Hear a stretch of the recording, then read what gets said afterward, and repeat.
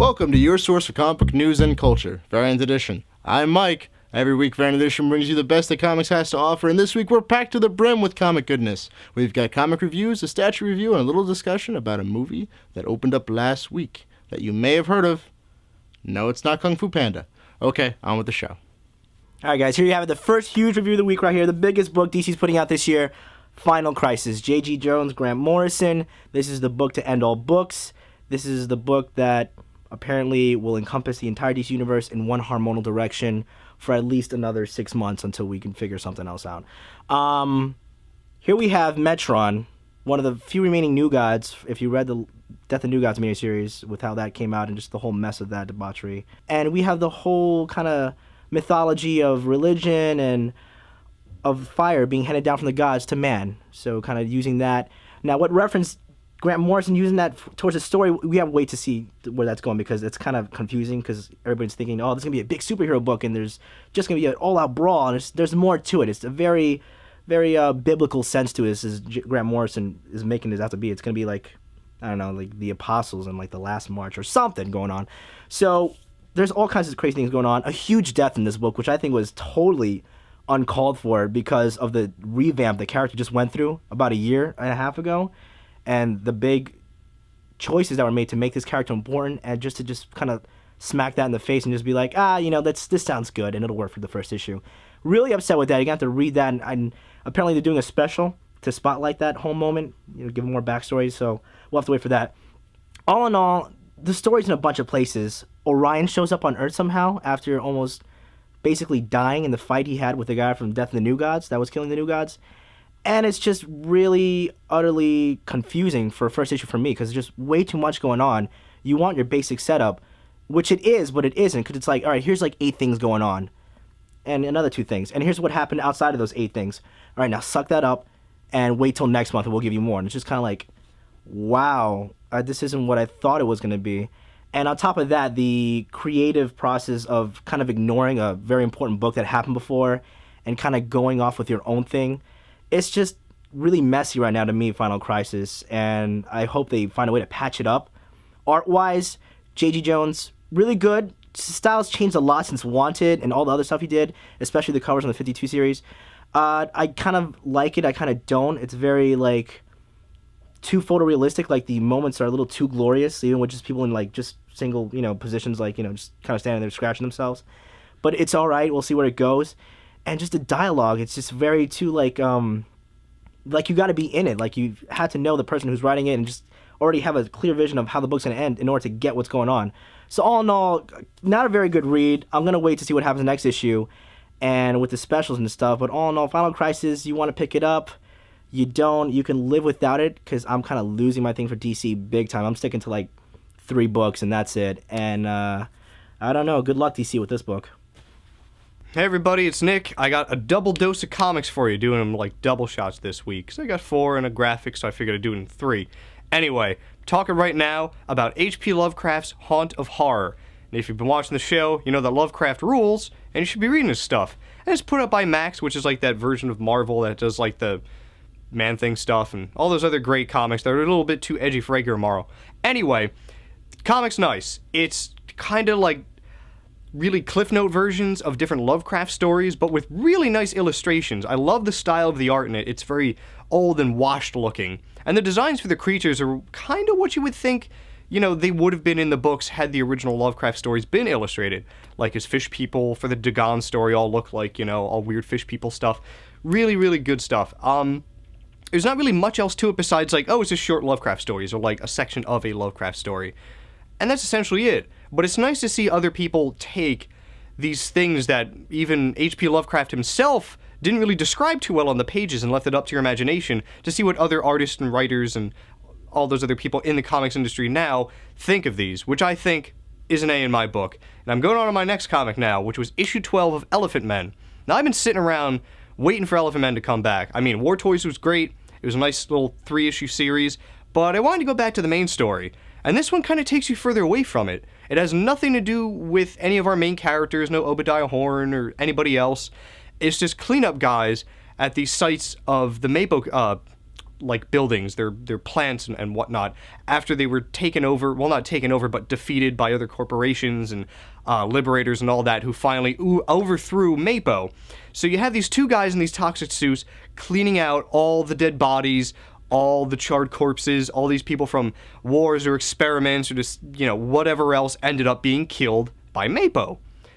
It was weird. It doesn't do much except for, like, this guy's going crazy, this guy's not going crazy, this guy's stealing, like, jewelry off the dead bodies, the other guy's yelling at him for it.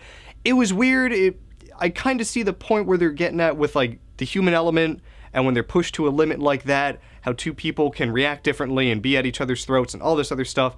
So it goes really well into that, but honestly, I just want to get back to Mystery City, back to the characters that I've been reading about, and see what's going on with them. I mean, it's a nice touch, this issue, but to me, it was unnecessary. But still good stuff. I mean, it's Elephantmen. Can't be bad. Next up for review this week is Action Comics number 866.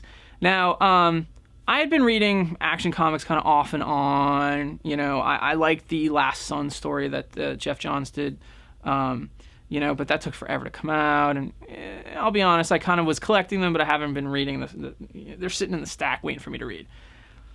Gary Frank got me back in this book. The Legion stuff was very cool. And it's definitely something that's kind of, going to go forward with the Legion of Three Worlds. But anyways, we're getting beyond this. This is bringing back Brainiac. Now, Brainiac's been in the Superman books forever. And they're doing a really cool thing here. They're not revamping him. They're not retconning him.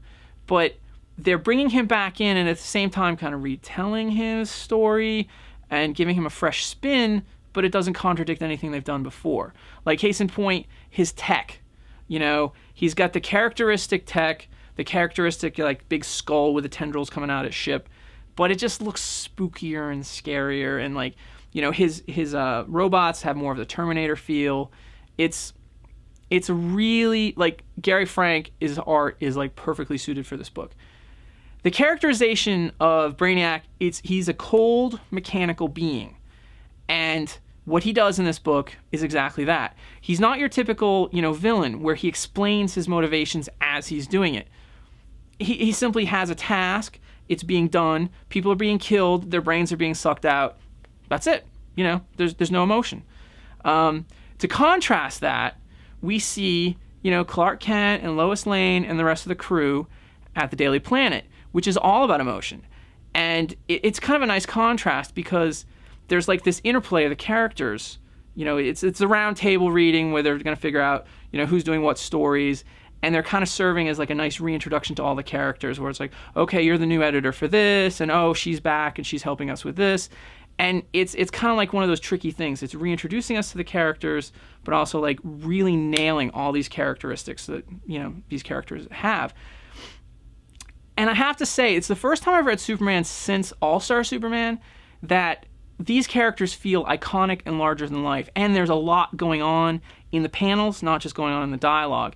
Perfect case, Clark's having some fun with the sports editor, and there's like a little scene with his, the donut.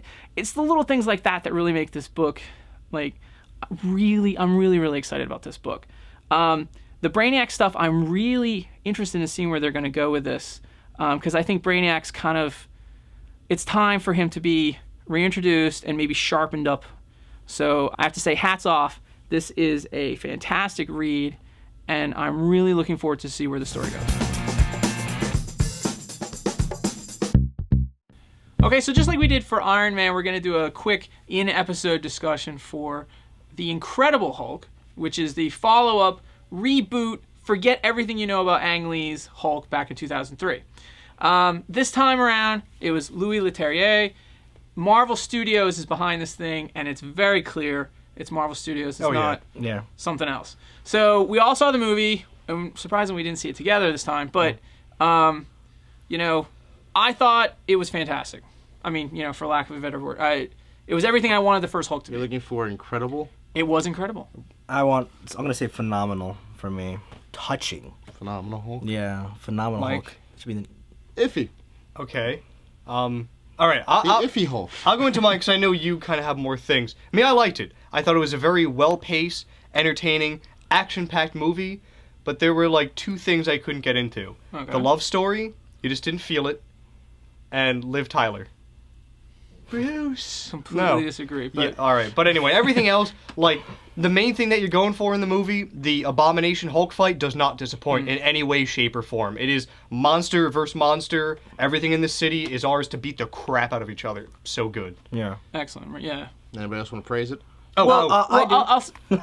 Well, go ahead. no, Go no, ahead. More critical view knowledge. Well, no, I'll say the movie started, and it was very clear when it started there was a reboot. It had nothing to do with the Ang Lee stuff. If anything, it had more to do with the Bill Bixby show. Oh, yeah. That was on time. TV. And there was like this 3 to 4 minute montage, like quick cut, that told you everything you needed to know. And I remember when I watched that, I thought, oh my God, that 3 minutes was better than the Ang Lee movie.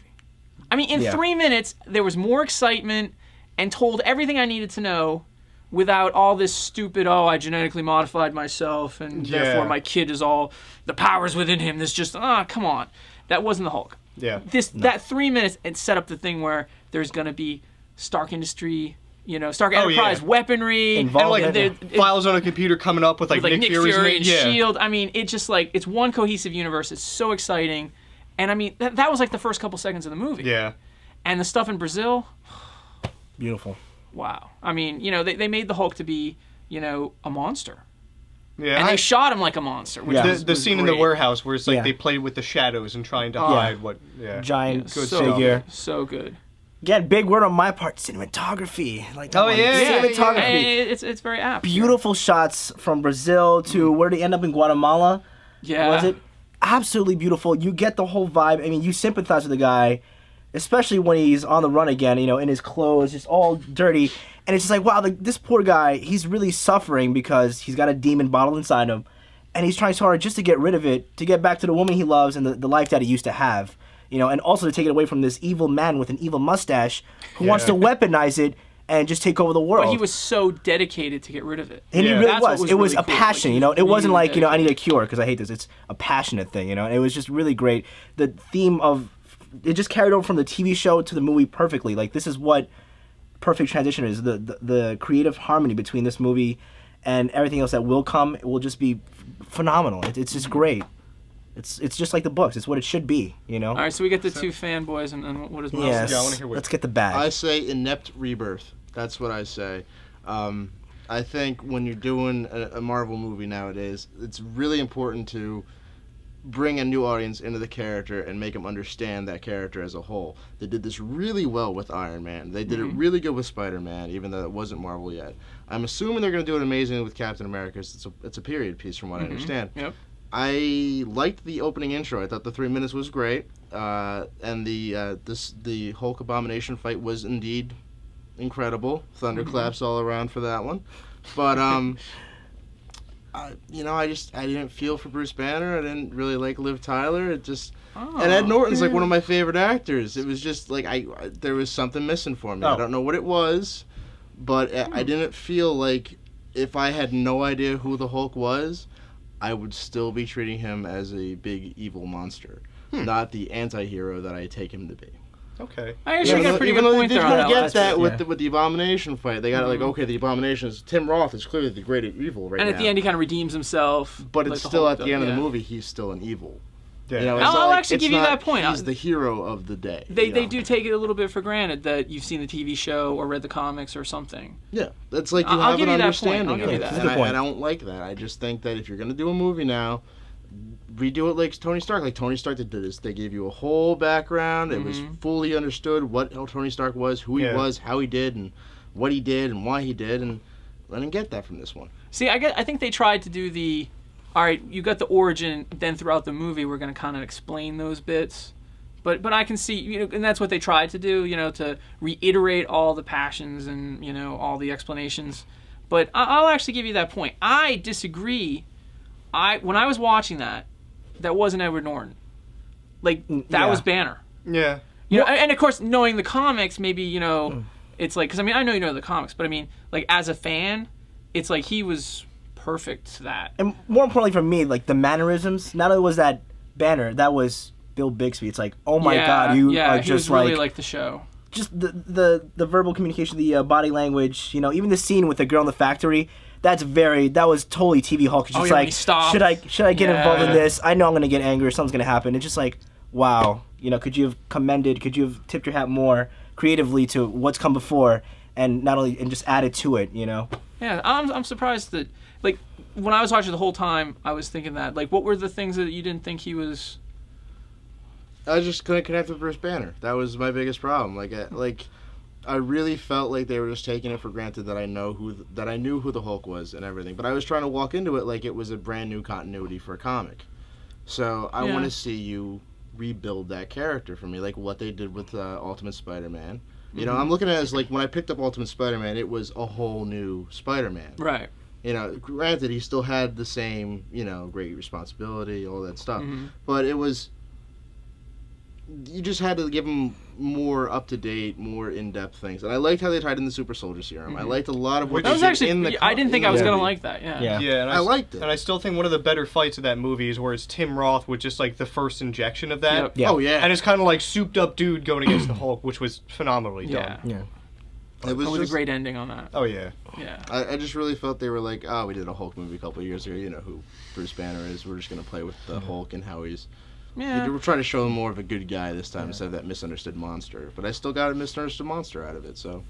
Yeah, I'll give you. I don't necessarily agree, but I can actually see that. Yeah, but essentially that's what the Hulk will almost always be for a lot of people. And, like, book-wise, it's like it's always kind of been that struggle for the past 40 years or so. Oh yeah, some monster, people just like anti-hero, him 'cause he's smash, and some people like him because he's deep, and you can't always do that all at the same time. Yeah, sometimes great, sometimes smart. It just it goes different ways all the time, Yeah. Which was kind of, and especially towards the end of the movie, if you got that feel where he kind of got control of it. He's kind of meditating out in the outskirts of British Columbia. Even when he fell, it's just kind of like, and he started talking. So he said Betty. That's a big deal. It's like, okay, there's an evolution in this character. He's learning to control this. But even though he saves Betty like in the middle of the movie, and he takes her someplace safe, when the lightning strikes, he throws a rock at the sky. Yeah. Exactly. Yeah. It's like, that also was like a big difference between the first movie and this movie. The Ang Lee Hulk, every time he was the Hulk and he was lashing out, he looked like some 3-year-old little kid just freaking out. Yeah. He really did, though, yeah. And in this movie, it was more like, there was like this anger and like ignorance at the rest of the world. It's like a defense mechanism, really. Yeah. It's like, what's after me now, Yeah. And protect is like number one thing. Yeah, then like he really knew how to use his surroundings. Yeah. And, like he had that would... little bit of Banner's intelligence in there. Yeah. Yeah. Now, what'd you think of the Hulk himself? The Beautiful. Hulk, like as a CGI character. Yeah. I thought they did him better this time. Yeah. I liked a lot of the whole, like, using pieces of metal as shield, using cars as boxing gloves, even though that's from a video game. It's still awesome. Yeah. It was just I don't know. The whole end scene. I was in love with the Hulk, but like the whole getting from that 3-minute intro to getting to that end fight scene, I was like, oh. Yeah. Well, I thought the look was flawless. Like, I mean, we discussed this a lot before the movie came out, that he was so defined in this movie. It literally looked like his skin was ripping apart because he had so much muscle development, and the veins were just everywhere. And it's just beautiful. And like, even like, I couldn't stop looking. It's kind of weird, but if you notice a lot in the anime movies, the attention to detail on the face and like hair follicles, and on the Hulk was just like, Jesus Christ! It's just like, they just use a real human head and just do, CGI the rest. Yeah. And it's just like, the movement was flawless. There was no kind of like skeptical question like, oh, that CGI shot was really rough He didn't right look there. awkward, and like when he was throwing stuff around, it looked like the stuff he was throwing had weight to it. Exactly. Yeah, he didn't look like off balanced or anything. Yeah, Right. and all facial emotions just completely came through. Like, there was no, like, what kind of face was that? Was he confused? There was, like, rage, sadness, and at the end, when the helicopter came and put the spotlight on him, he's just like, he gave us just like, here we go again. Yeah. And it's like, oh my God, there's emotion there. There's something there, But I think it's funny because at a certain point in the movie, he's like, I don't want to control this. I want to cure this. I want it gone. Yeah. And then he actually does what he says that he didn't want to do. Yeah. Which I thought was a cool twist, because in the books, it took them years to sort of get him to the point where he was, like, coming to terms with the Hulk. Yeah. Yeah. And I thought that was cool that, they kind of had that growth in the movie, because that opens a lot of like potential. Yeah. Yeah, and I mean, and like where they placed it in the film, it's like right after everything kind of goes down. So then it opens up with, maybe he's going to grasp this and get a hold on it. So. Yeah. And then he can like have a character who grows more. Yeah. And then like the sequel, it's like whether you know the Hulk or not, it's going to be kind of like its own, like character. like not as dependent on stuff, you know. The one question I keep coming back to is that they're apparently doing an Avengers movie. It's a rumor right now, but Well, they gave it a date. But you know, they haven't officially greenlighted any projects. They're still setting up all the characters. Yeah. They were showing the Hulk with some cognitive thought process. Yeah.